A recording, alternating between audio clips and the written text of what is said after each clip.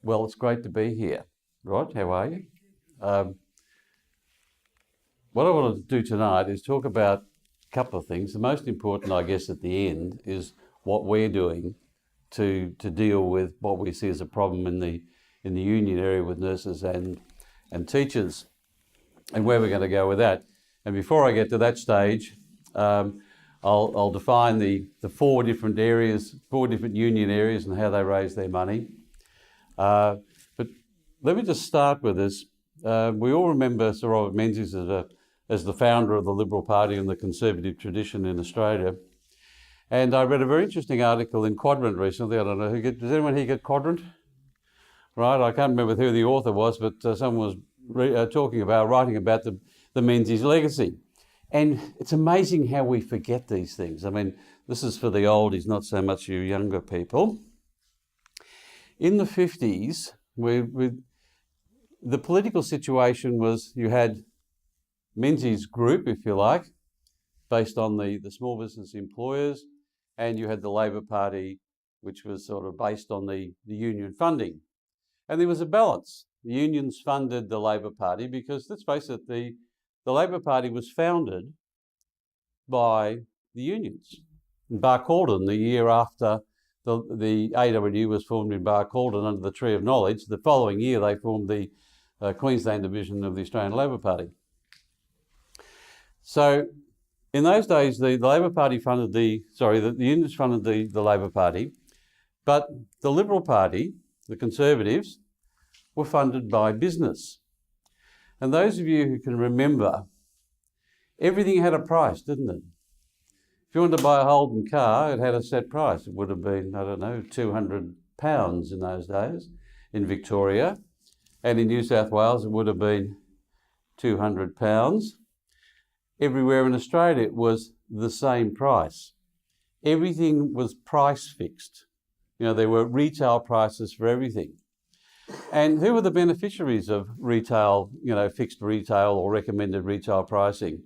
Of course, those businesses. And those businesses were happy to, if you like, combine together in their industry associations and give money to those industry associations in order to protect their right to overcharges. And those industry associations gave money to the Liberal Party. So there was a balance. And then Mr. Hawke, Mr. Keating came along. And what did they do? They essentially got rid of all that with the support of John Howard. Thank God for John Howard.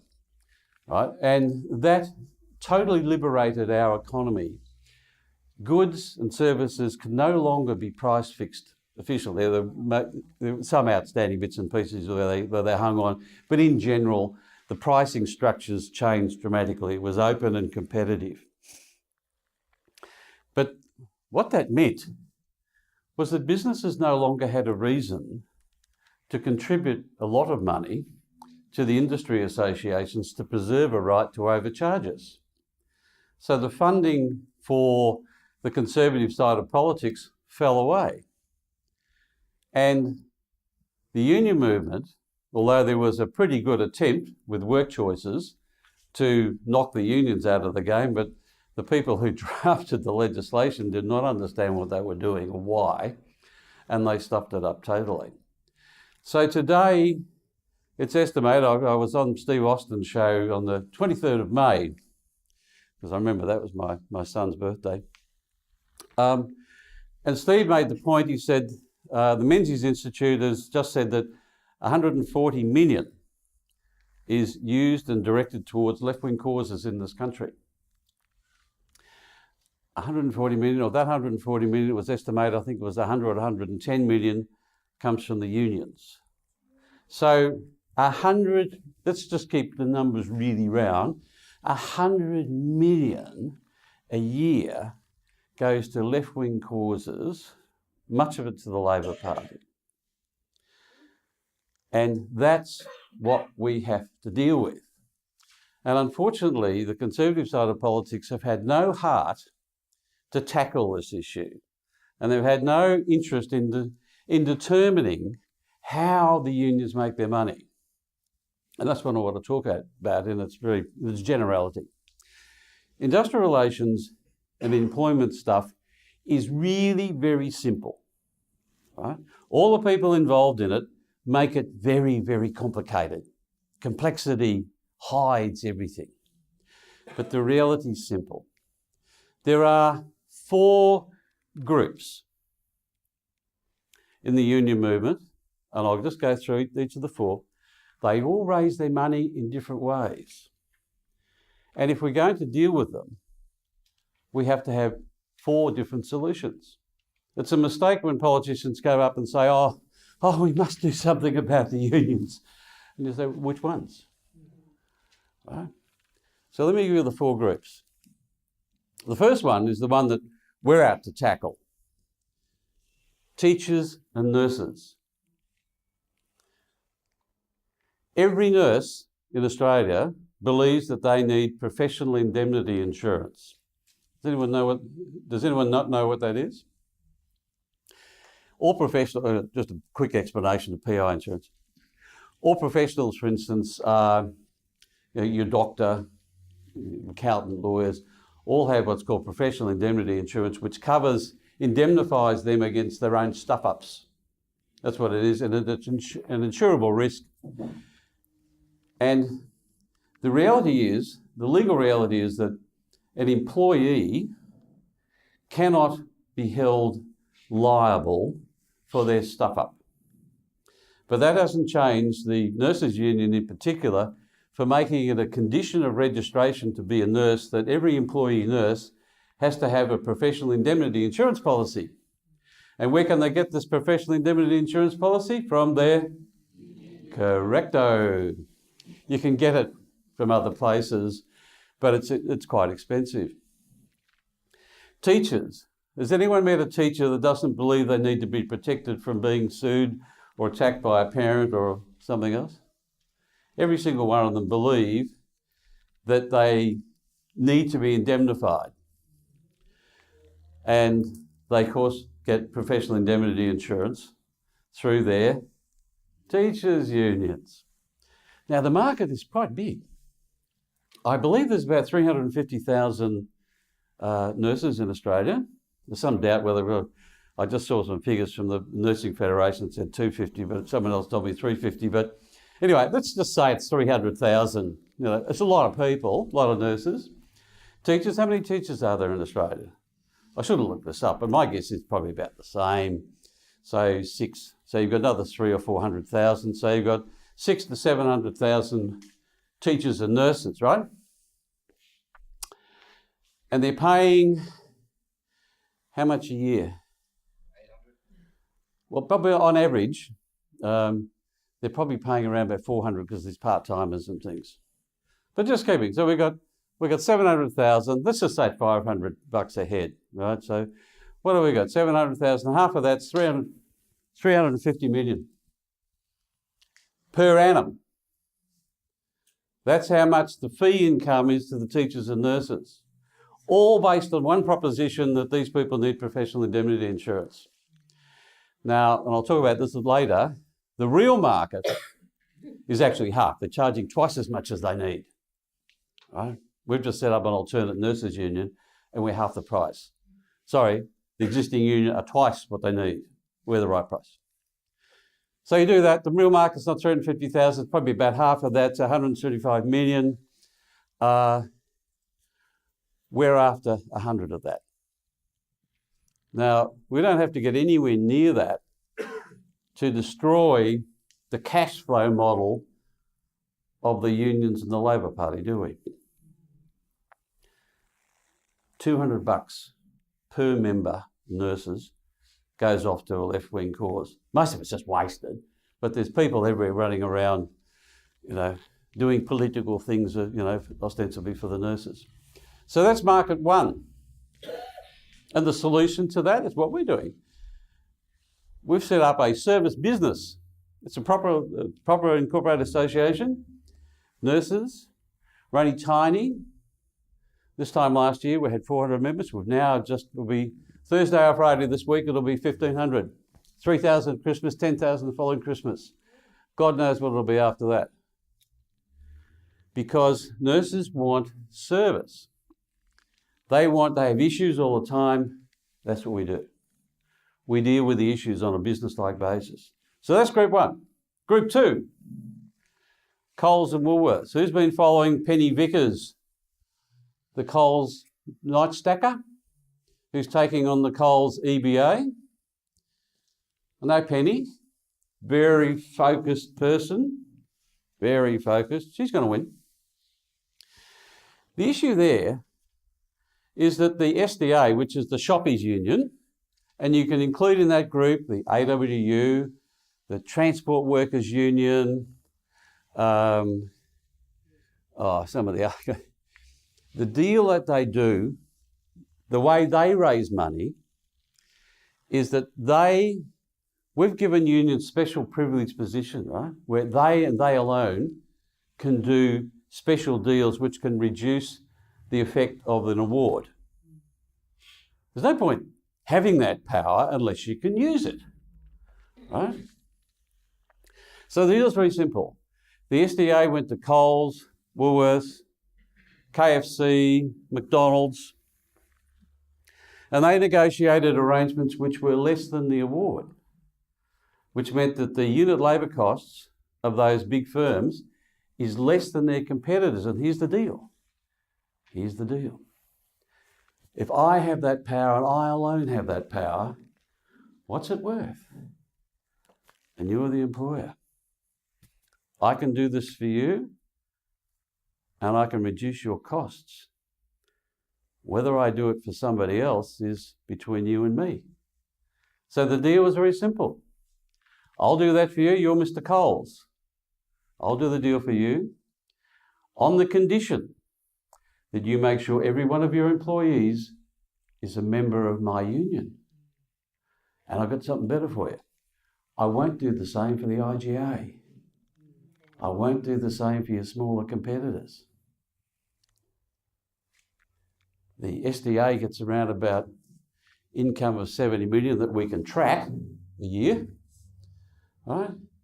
Who in Coles would join the SDA if it wasn't the condition of their employment to do so? There's 75,000 members, employees there. Probably the vast majority are in the SDA. If Coles didn't make it compulsory, how many would be members of the SDA? Bugger all, 5%. That's the second group. That's how they make their money, because we allow them to have these special rules. The third group, you're all familiar with, CMFEU. Aren't they mongrels? No, they're just agents of the Lend-Lease and CIMEC, the big contractors, who add on 30% more to their tenders for the state government. 30%. Because they have agreed to egregious conditions which in the real world, in a competitive world, would never be allowed. But the big contractors control the Master Builders Association and the Civil Contractors Association, right? And they make sure that, oh no, gee whiz, oh the CMFE, oh they're a necessary evil. The solution is simple. You've all seen the kerfuffle with the ABCC, the Australian Building and Construction Commission. Now, that should work. Actually, the legislation wasn't ever needed, because the way you solve that problem is the government says, hey, Mr. Lend-Lease, I don't like the uncompetitive arrangements you've entered into with the CMFEU. Until you fix that, you're not going to tender. You can't tender. That's simple, isn't it? The ACT government, that's Canberra, they have special arrangements there.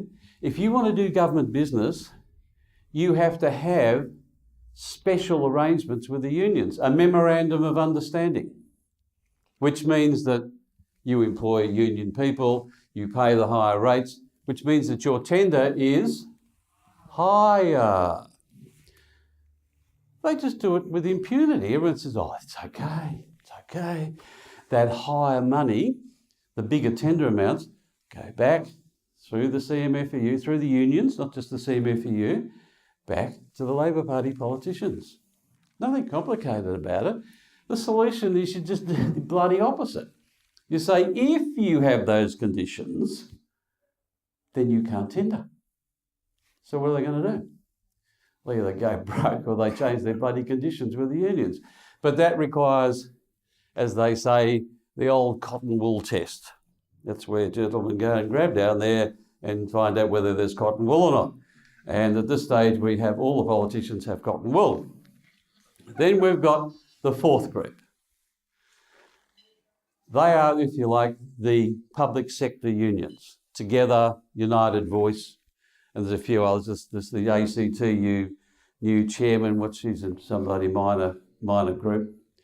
How do they work? Their shtick, as the Jewish people with the New Yorkers would say, is if, unless you're a member of our union, you're not going to get promoted. That's the deal, basically.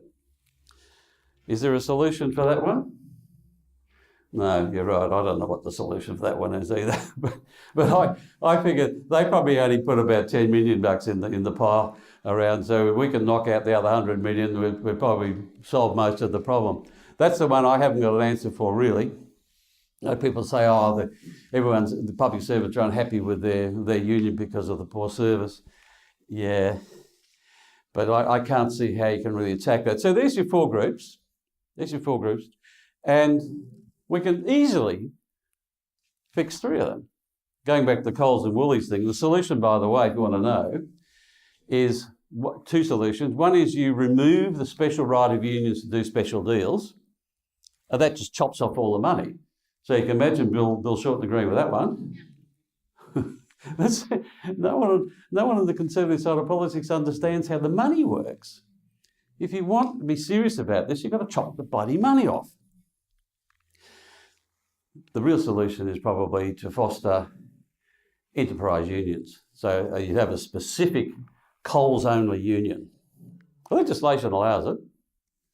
Specific Woolies-only union. And because they'd be in-house, and there's legislatively can be done, there wouldn't be enough money left over for political contributions. Remember that? Yes, you've got a question? There's a fifth group that occurs to me too. Which is? That is the NGOs who have deductible gift recipient status.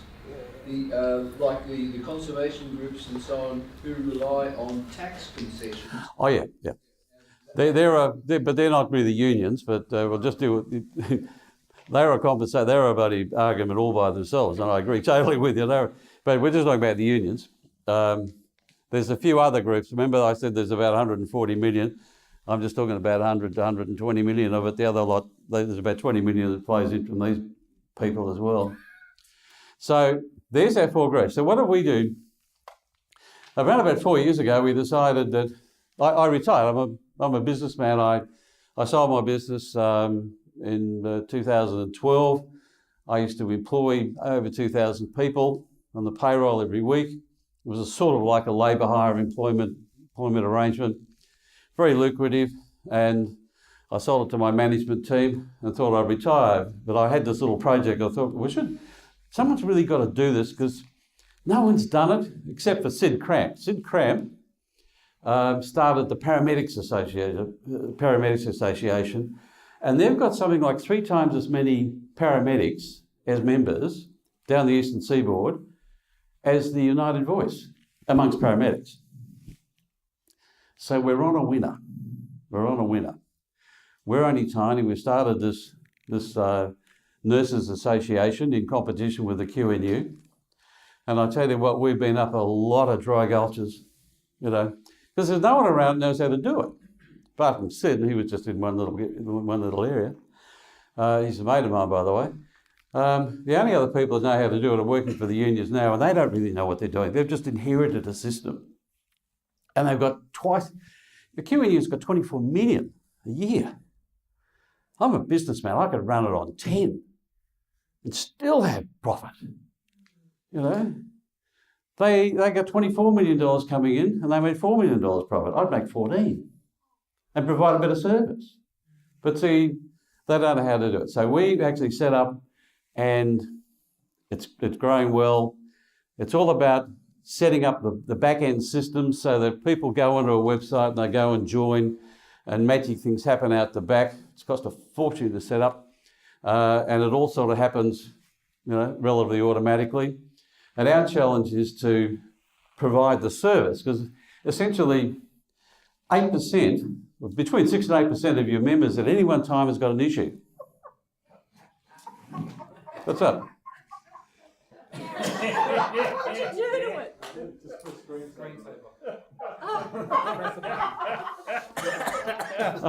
I thought I was really winning you over, but it looks like Screensaver kicked in and some.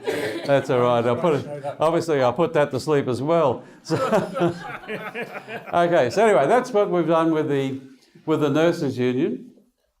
We're 1,500 people this week. We'll be 3,000 at Christmas, and these aren't just make-up figures now. We've been going for 3 years. We can see the growth patterns and see how it's picking up, and we'll be 10,000 the following Christmas. At that stage, the Q&U are going to have to do something. You know, we can't be half. They can't be twice as much as us, and not as good as us, without saying, "Jesus, we're going to lose our jobs here." Well, they are anyway, but at least they might have a bit of a fight. So that's where it's going to go, and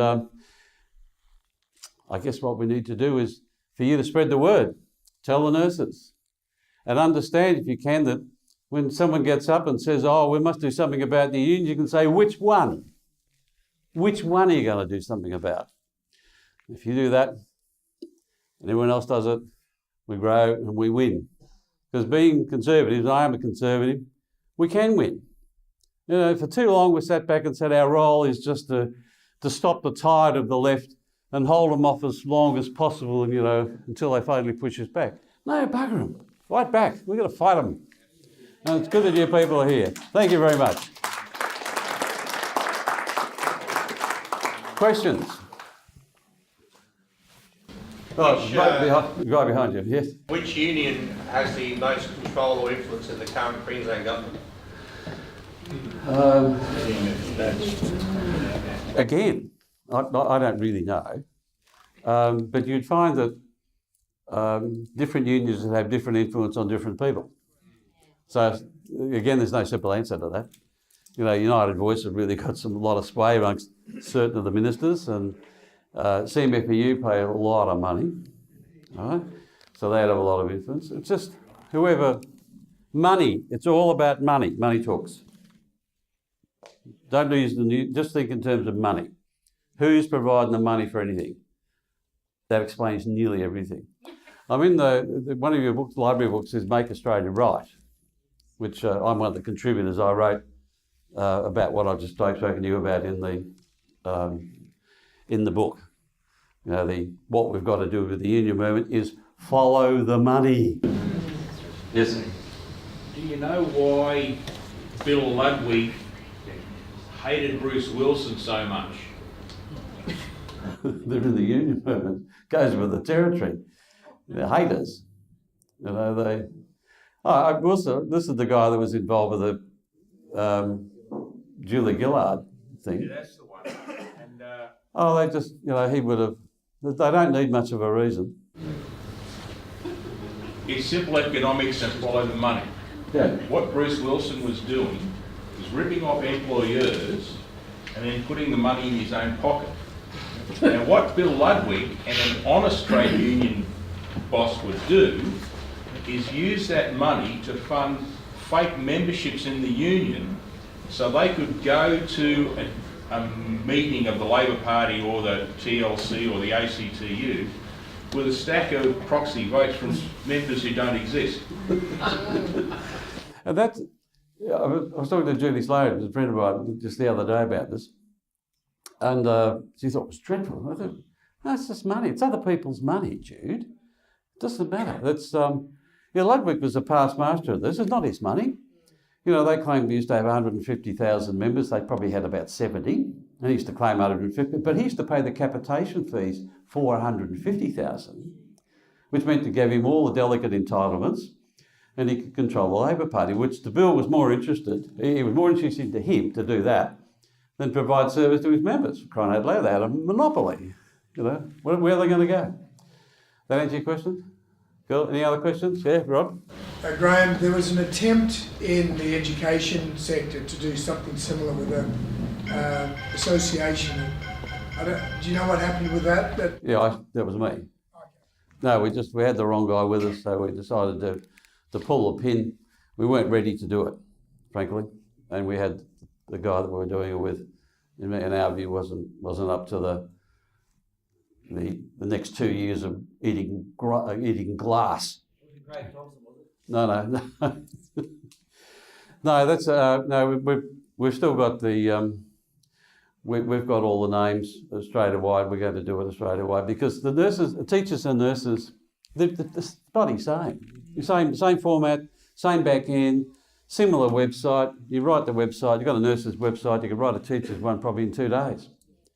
And to do the brochures in another day. So it's because they're all essentially the same arguments. And the key to this is, one of the real important keys, is that we're not political. See, every member we get is $200 that the Labor Party doesn't get. What else is there? What do you need any more for? Why would we confuse the matter by saying, oh, look, we really support the Conservatives? No, we don't. What we do is we're stopping the money going to the Labor Party. And not going to let our members can't pay, or the association cannot use members' money for any political purposes anywhere. And that's what the members want. Yep, that answers your question? Yes?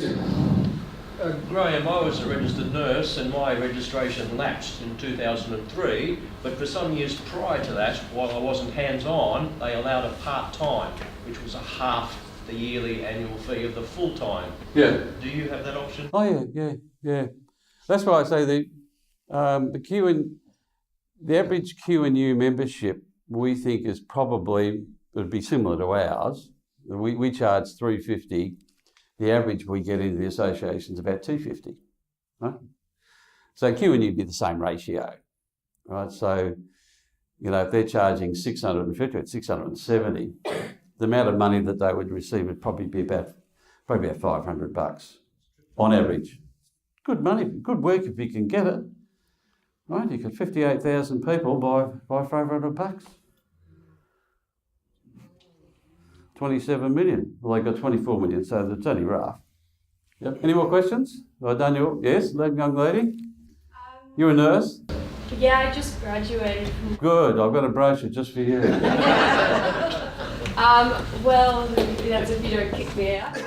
I actually work for the SDA union as a recruiter, and I do have my own reservation about that. But, so are you saying that Coles makes people automatically members of the union when they become an employee, or are you just saying because they come under the enterprise? You're not allowed to make them compulsory. Yeah.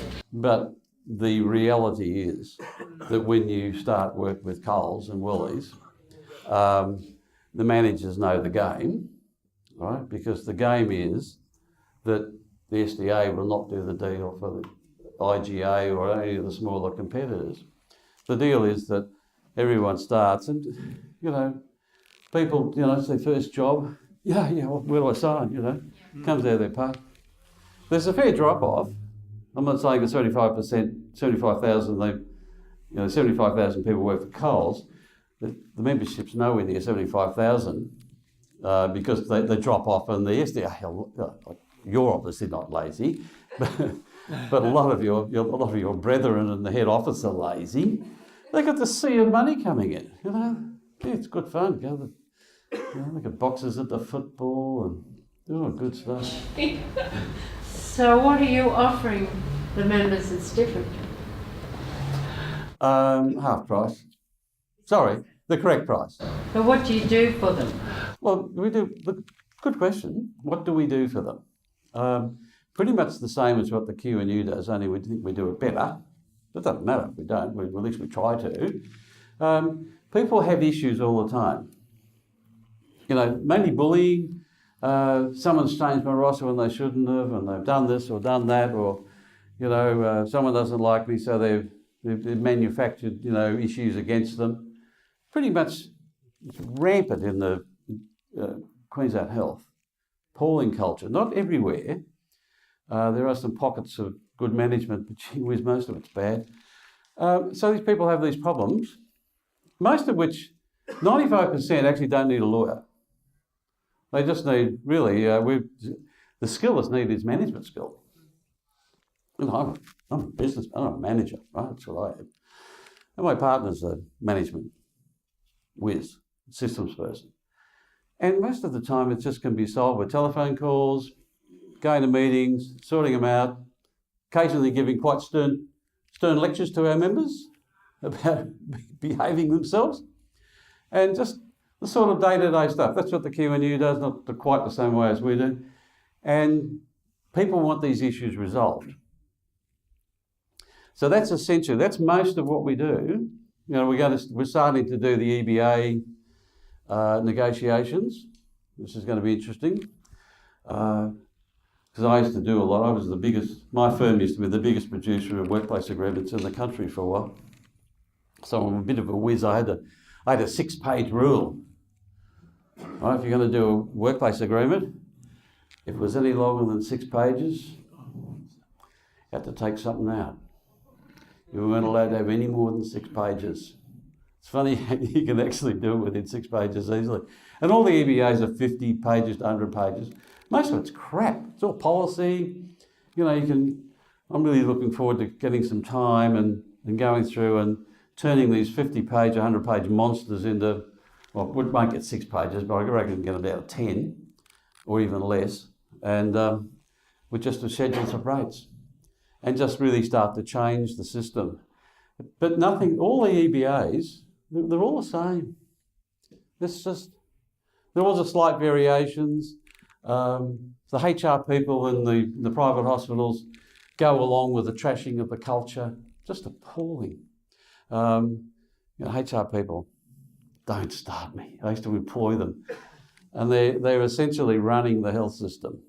The HR people in the Queensland Nurses Union deal with the HR people in the hospitals. And we wonder why the health system doesn't work very well. Okay, Dan, it's your question? Yeah, how many staff do you have? Just counting. 6, I think, 5. It'll grow. Another one coming on. We'll probably put on 4 or 5 people next year. That's our challenge, actually, is to manage the servicing of the members, and getting the right people to do it, and having the systems where you can do the stuff efficiently. You know, that's going to be the essential difference between us and the traditional unions, who can just, we'll put someone else on and someone else on. And what happens is no one ends up doing anything.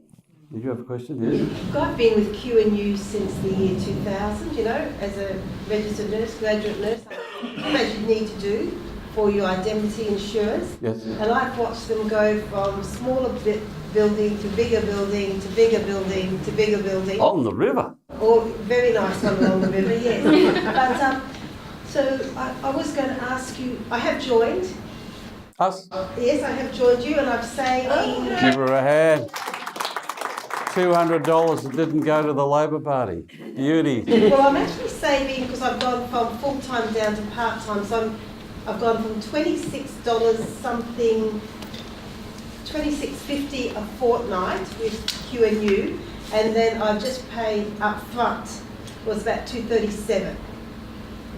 Then that was because if I pay a lump sum, they said I could part-time. Yeah, because I have gone part-time. But still a saving, I think, of around $300 going from even in the part-time figures.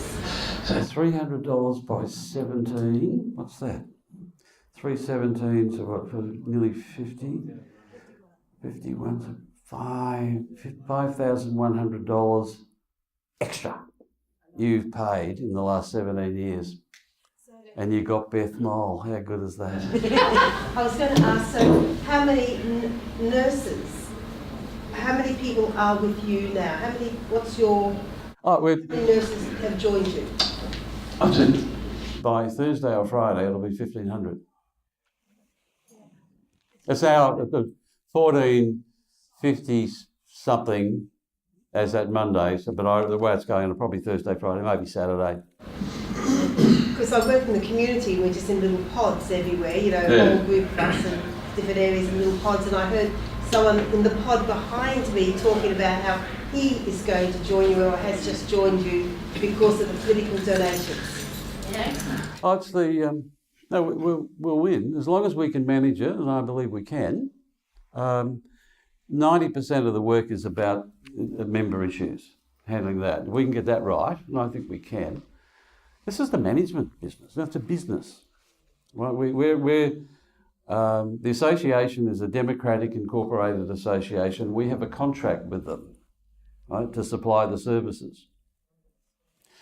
And there's no full-time jobs in the association, so you will never get a Beth Mole. The president will come through, the president will serve for 2 years, and the new one will come through. And it's branch-based, so there'll be branches set up. And the money will go out to the Constitution specifies that money will go out to the branches. So you stop the centralisation. It's very hard for the left to take it over. In any event, if they do, someone will start another one, because the concept's simple. Any more questions, or will I warn you out? Yes? I don't know if you've looked at this, but higher education is a absolute fortress for the learning left. And I know, having worked in higher education, there are a number of unions involved. Do you have any understanding of where the money goes? Like, is the money flow that's making them even more feral than what they've historically been? Oh, the tertiary institutions have been totally captured by the left, totally. And they're part of they're the urges, you know, for the traditional union movement. You know, they do all the surveys and the reports and stuff showing that, you know, there's increased unfairness, and thank God we've got the unions to help end that. And the little protege of mine, Jack Maguire, was the former student union president, just now moved on and real job. I hope probably coming to work for us later in the year. QUT, famous because of the 18C stuff. I said to Jack, who's a conservative, he actually managed to do a clean sweep for about 2 or 3 years because the left there were so disorganised in terms of student union politics. Although the constitution for the student union, I've read it, boy oh boy, how Jack did it, I don't know. Talk about, this is a constitution for identity politics, essentially to make sure that, you know, the Conservatives couldn't do what Jack actually did. Now, and I said to him, I said, are there any non-left staff here? And he said, not one, not one. It's just a sea of left-wing loony, all being paid for by us. And, you know, that's another area where we've just got to chop the money off. You know, the governments have got to say, look, sorry, we're going to change the whole funding basis for this. How about getting the students to pay themselves and then maybe funding the students more directly? They do get this now with the HEX thing. But stop all the other money going in from the government.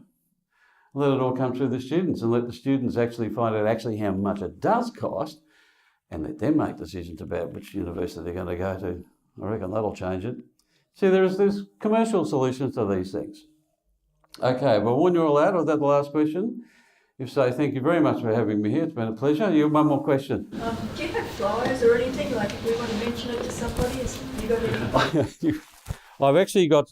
I've got some brochures. I hopped out of the car. I thought, where's my bag? Because I put a whole bunch of brochures in there and I left my bag in my office back at Sunshine Coast. There's a few brochures there. Help yourself. But you go to our website. No, it's not up there now. NPAQ, you can type in nurse union and ours comes up. How good's that? Google AdWords, gee whiz, good, amazing technology. You know, the QNU don't even sort of have hold of this basic stuff. They did for a little while and then they dropped it. So they've got so much money coming they don't care. Okay, that's it. One last question. That's going to be the last one. Very quick, do you have a relationship or promoting this, obviously, to the bigger hospitals? What about the agencies? There's so many more agencies than when I nursed 25 years ago. There was only 3, but I believe there's a huge pool of nurses now working for agencies. And that's where it was pushed on me, with only 3 at the time, you must be in the union. You must, because Q&U will protect you if you have a malpractice, misunderstanding, mistake. Yeah. Look, the marketing side has really taken second place. You've got to get the back. Who's been in business here? You've got to get the back end right, okay? You've got to have the systems right and the business systems and the protocols. That's what it's all about. And we're not quite there yet. We're probably only a couple of months away. It's been a slow, hard grind. And that's taking our major interest. When that's done, then we can have fun marketing and going to see everybody else. At this stage, most of our membership's coming from referrals. We pinched the Uber idea. So if you refer someone, they get a free month, you get a free month. Simple as. Okay, thank you very much, ladies and gentlemen. It was a pleasure talking to you. Thank you. Yeah, it was lovely. Thank you, Graeme. Okay, housekeeping. Will I go too long? How are we going with this list of people to have a flat up? Yes, just there's a 15 couple of minutes people at a haven't paid, I don't think, so I I'll need give you to an extra get 5 or those 10 people. minutes. 15.